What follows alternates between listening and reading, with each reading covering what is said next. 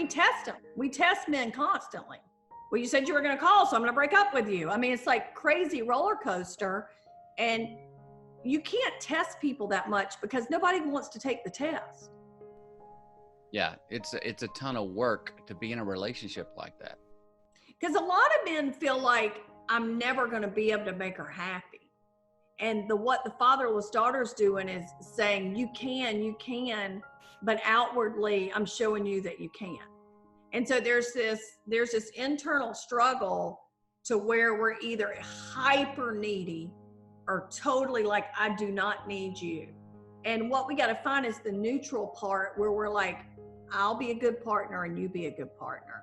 And you cannot do that until you rewire your little relationship GPS. You know, you got to rewire what was tinkered with, and you got to go back, which is what we talk about in Love Strong, or what I talk about in Love Strong. You got to go back and there's a guide to how you go back and you fix it. And I wanted something that a girl could take with herself to the beach or spend a month at home and do the work and then go, okay, I think I know myself now. Because the reality is not everybody wants to go sit through years and years of therapy, right? Sometimes we just want to read something and that might be enough. Everybody's different. Everybody's different. Most of my therapy was about how my father died. And the other side of it was, oh, that affected me. I didn't realize it, you know? But I did not do that and get into that work until that mirror effect when a guy crushed me. It was a good guy that, you know, I was mixed up. And he wasn't the right guy. He wasn't, you know, God, but I loved him and I wanted to make it work. And I was a little too messed up. He wasn't the best catch at the time, but in another time and place, we would have had a great relationship. But I realized down in my soul, you know what? I keep trying to work on him and I probably need to work myself. And really, it a lot of that comes back down to being able to trust. And yeah.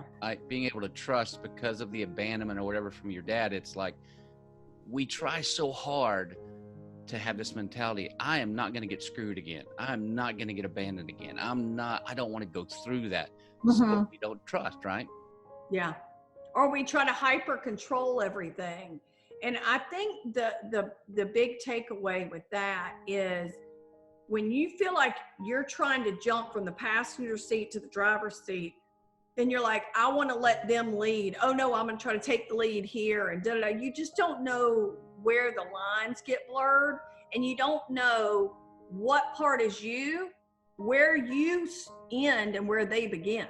You know, there's a codependency and you're not sure, is their life more important or is what I feel important, and is what I feel even makes sense? And I tell a lot of men that I work with that date fatherless daughters or married to them, just let her know that you'll be back.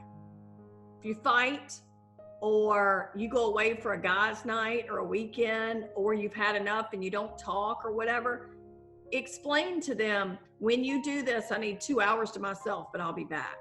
Because if they know you'll be back, they won't spiral.